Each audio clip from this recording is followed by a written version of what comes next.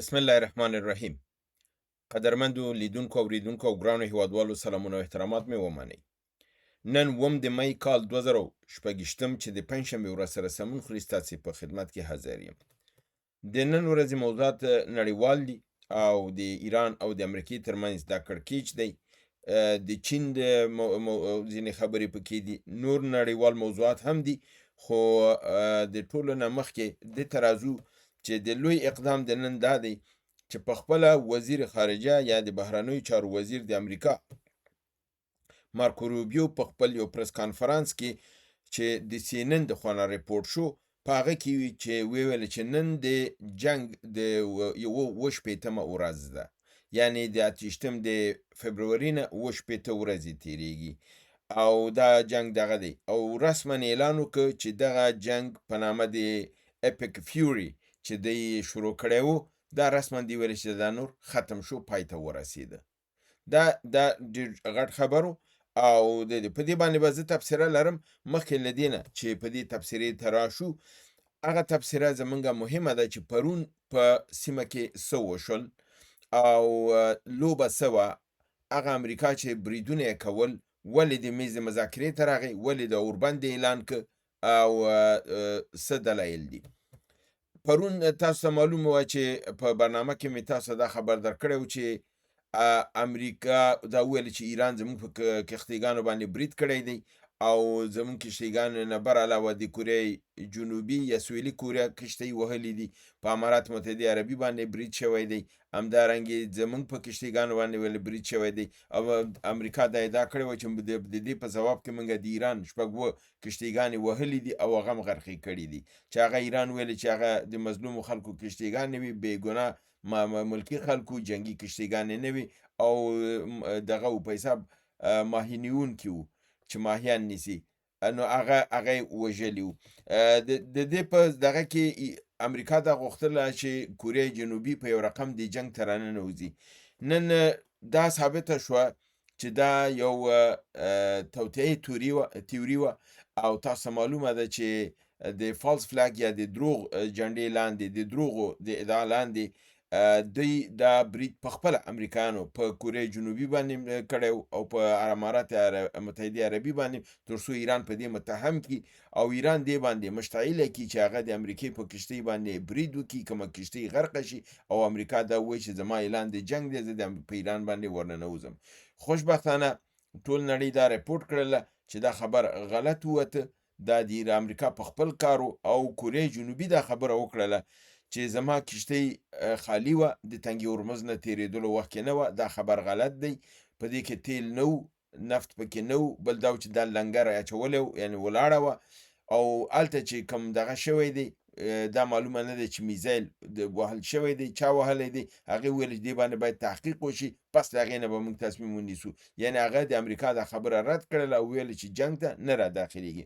او امارات متحده عربي په متعلق باندې ایران د وزارت خارجې نه داسې یو پریس ریلیز راغی چې هغه ویلې موږ په امارات متحده عربي باندې برید نه دی کړی، دا برید چې هر چا کړی دا زموږ د خوا نه دی، دا غلط دی. نو بنان دلته د امریکا څېره یو ځلې بیا راښکاره شوله چې امریکا دا کار خپله کړی و لپاره دی چې هغه تېر ځلې 40 ورځو کې هم دا کوشش کړی چې نور ممالک را داخل کړي، خو هر چیزي ته چې بریدونه وکړل کار یې ونه کړ، که په کویت باندې په آباد ولېږل، که په سعودي باندې ولېږل، که قبرس ته د انګلستان په اډې باندې راکټونه ووهل چې انګلستان مشتعله کړي، د فرانسې کسان په دغه کې لبنان کې ووژل، په د ملګرو ملتونو د ایټالیې کسان یې ووژل چې ودرېږه دوی مشتعله شي، هغوی مشتعله نه شول. نو امریکا دې کې ناکامه شو. دا ځلې بیا دا یو کوشش وکړ او دا ناکام شو.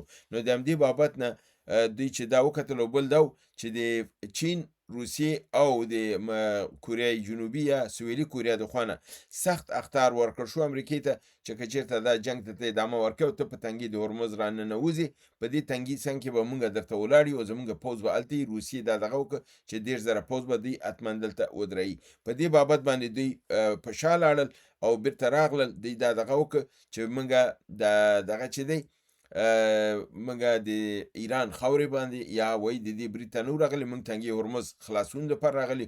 اوس هم زموږ برنامه همدا ده. نو که چیرته اوس دوی دا وایي چې د ایران سره دوی تفاهم ته رسیدلی دي. مارکو روبیو د جنگ د اختتام اعلان وکړ. ډونالد ټرمپ ویلي چې پروژیکټ فریډم یا د ازادۍ د پروژه چې ده دا به فعلا معطله کو او په توافقنامې باندې به سره خبرې وکړو. که چیرته تر څو چې موږ په توافقنامې ته رسیږو تنګه د هرمز به زموږ په کنټرول کې او د ازادۍ د پروژه چې ده دا به معطله او که چیرته موږ توافق ته مسلې ته ورسېدو اتفاق هم پرې وکړو نو په هغه صورت کې مسله به حل شي. تنګې هرمز به موږ خوشي کړو. که چیرته مسله حل نشي تنګې هرمز به موږ نه خوشي کړي موږ به په ایران باندې بیرته دوباره برید وکړو. او تناقض کوم ځای کې دی؟ تناقض دې ځای کې دی چې مارکو روبیو وایي چې جنگ ختم شو، اپیک فیوري ختمه شوه. کله چې جنگ ختم شو نو امریکا ډونالد ټرمپ څنګه ویلی شي چې که چېرته دا مسله دې ونه منله زه بیرته بیا په تا برید کوم؟ ځکه چې تا دغه ختم کړه مذاکراتو خبره ده، مذاکراتو کې به خبرې کې برید مسله په منځ کې نه راځي. دلته اوس دا خبره ده چې یا مارکو روبیو په خپل خبره کې غلط دی او یا رئیس جمهور غلط دی، یو نه د دوی نه یو غلط دی. او دا ریپورت چې دی دا هم CNN ورکړی دی او هم انډیپندنت اخبار ورکړی دی چې ما تاسو ته ریپورت کړم. نو همدارنګې واشنگټن پوسټ خبر ورکوي چې په دغه دوران د 40 ورځو جنگ کې ایران د امریکا دومره زیات تاسیسات وهلي دي چې تصور کې نه ځي او تر اوسه راپور شوي نه دي. یعنی ملیټري د امریکې میډیا ته دنیا ته دا قصدا نه دي ښودلي لپاره دی چې دې کې دی زیات تلفات ویل کېږي چې 228 ودانۍ سټرکچرونه چې په دې کې د ملیټري سایټونه او وسایل مو دا وهل شوي دي. یعنی 219 تاسیسات وهل شوي دي، 11 غټ اکویپمنټ هغه دي لکه فرضاً یو دانه تات دستګاه چې ده دا 1.1 میلیارډ ډالر قیمت لري. دې ته د یو اکویپمنټ ویلي دي، یعنی یو وسیله ورته ویلي دي، یو آله چې د منځه تللی. نو دارنګې رادارونه هم د منځه تللی دي، د پیټرایټ دغه بیټریز هم له منځه تللی دي. دغه ټول ورته چې حساب کړي دي وایي چې 11 دانې دا د منځه تللی دي. او دا راپور چې دی واشنگټن پوسټ ورکړی دی د ټولو اسنادو سره. که کوم دوستان غواړي وګوري د واشنگټن پوسټ سایټ ته دې لاړ شي هلته مکمل ټول عکسونه موجود دي، یو آیټم یې ښودلی دی لپاره دې چې ثابته کړي چې کوم خبره واشنگټن پوسټ کوي غلطه نه کوي او دا ثابته کړي چې د پاک امریکا حکومت چې دی دا رښتیا نه وایي، دا دروغ وایي خلکو ته. او حقیقت د صحنې دا دی چې امریکا نهایت زیاته ضربه لیدلې ده. دا چې دی وایي موږ نه ده موږ ایران وهلی دی، نه ایران د دوی کار هم کړی دی، دوی هم ښه ده کړي. او د همدارنګې د اسرائیلو راپور به هم راووځي، تاسو به بیا وګورئ چې هغه به د امریکا د دې راپور نه هم ډېر وسیع او ډېر به لوی ډېر کافي خسارات هغوی ته هم رسېدلي دي. همدارنګې وال سټریټ ژورنال وایي چې ممکنه ده مذاکرات د امریکا او د ایران ترمنځ په آینده اونۍ کې په اسلام آباد کې د سره را شروع شي او دوی به هلته سره خبرې وکړي. د موضوع چې کوم یو باندې دوی هلته به خبرې کوي د یورانیم غني کېدل به متوقف شي. ایران به دا تضمین ورکړي چې اتومي سلاح به نه جوړوي، غني شوي مواد به دا د ایران نه بیرون منتقل شي. د نظارت یو کمیټه به جوړه شي د ایران د اتومي دستګاه لپاره. او همدارنګې سپاه پاسداران وایي که چېرته د تهدید د محاصرې د تنګي هرمز نه امریکا لري کې زمونږ د خوا نه کوم ستونزه به نه وي او دوی کولی شي خلک چې تنګي هرمز نه تګ راتګ شروع کړي او خپل پټرول واخلي. زمونږ د خوا نه کوم ستونزه نشته، ستونزه خپله امریکې جوړه کړې ده. همدارنګې بل خبر دا دی چې روسیې دغه کړی دی یوکراین پر روسیې باندې 300 نه زیات ډرون بریدونه کړي دي چې دا د خپل نوعیت نه وایي چې په څو مرحلو کې په څو ښارونو باندې بریدونه شوي دي. خطرناکه خبره دی کې دا ده چې دا ځلې یوکراین په نامه د چالیبینسک یو ښار دی چې هغه زموږ د اسیای میانه ته یعنی قزاقستان ته نږدې دی چې 1.5 یا 2000 کیلومتره د یوکراین نه لرې دی. دا مرکز یې وهلی دی دلته لکه چې د تصفیې د پټرولو یا د انرژي کوم مرکز دی دی وهلی دی. اوس د روسیې دې ته اعصاب ډېر زیات خراب دي چې د دې خپل خپې د ګلم نه ډېرې وغځولې او د دې هم بریدونه د روسیې په حساب لرو سیمو ته شروع شوي دي او د ده هغه مهم تاسیسات لګیا دی وهي.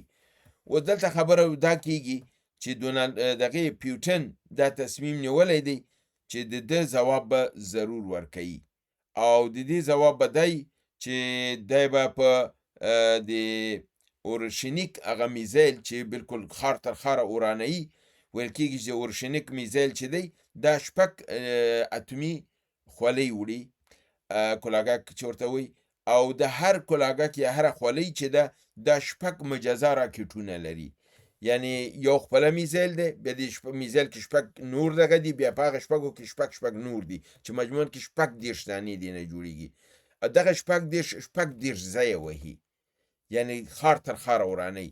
ویل کېږي چې د دې دا پروګرام دی چې دی به د کیف ښار به په دې ذریعه باندې وهي او د ده د په حساب بنیاد به ورته وهي لپاره دی چې زلنسکي ته سبق ورکړي چې دی خپل خپې د خپل ګلم نه اړولي دي. ځکه چې دا خبره هم اوس به تحقیق لاندې ده چې آیا د دې ډرون دونه سفر کولی شي چې 1.5 کیلومتره په فضا د روسیه کې دا سفر وکړي او روسیې د دفاعي سیستم دا تعقیب نشي کړلی، معلومې نه کړي او دا لاړ چې هغه ځای ووایي. یا خو دا دی چې دننه روسیې نه ویل کېږي دا ډرون الوزول شوی دی او هغه ځای وال شوی، یا دا دی چې د قزاقستان نه لنډ هغې نه ډرون الوزول شوی دی او دغه سرحدي ساحه دی قزاقستان چې د روسیې خاوره ده دلته دا ځای وهل شوی دی. خو په دې هکله باندې روسان به وایي چې تحقیقات کوي، دا به ځان ته معلوموي، پس له هغې نه به دوی په دې باندې حمله کوي. په دې 300 ډرون چې راغلي دي د دې نه 209 ډرونه روسانو مخه نیولې ده، له منځه یې وړي دي. ویل کېږي چې داسې 300 ډرون حملې یوازې یو ځلې نه دي شوي، د شپې په څو مرحلو کې شوي دي، یعنې تعداد د ډرونونو زیات دی خو 209 دانې ترېنه وال شوي دي چې د هغې جملې نه دغه یو دانه ډرون چې دی د چالیبنسک ښار ته تللی دی او هلته دا لګېدلی خپل هدف یې وهلی دی چې دا د روسیې د دې د په حساب د تشویش کې دي. بله خبره دا ده چې د کوم تفاهم چې د امریکې او د ایران ترمنځ روان دی، چین د ده نه پذیرایي کړې ده. ویلي دي چې د ایران د دغې وعدې نه چې دی ویلي دی به د اسلحې هستوي دغه به نه کوي، توصیه به نه کوي، لویوي به یې نه، د ده نه قدرداني کوي او په عین حال کې د ایران حق مشروع دی چې یورانیم غني کړي او خپل ضرورت رفع کړي. د دې حق نه ورته دفاع کوو، خو د دې نه چې دی وایي اتم نه جوړوم، د دې نه موږ تایید کوو او دا ستایو.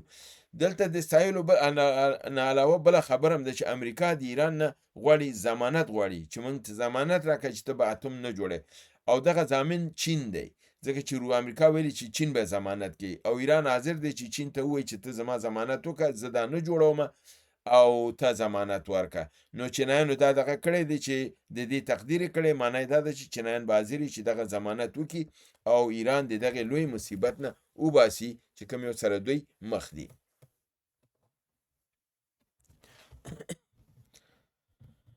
نو په دې توګه باندې اوس په دغه مرحله کې د اور لمن راټوله شوې ده او نړۍ چې ده دغې ته په حساب اوس خوشحاله دي چې ناګهاني د هغه د برید او د ګواښ مسله څنګه د میز سر ته راغله.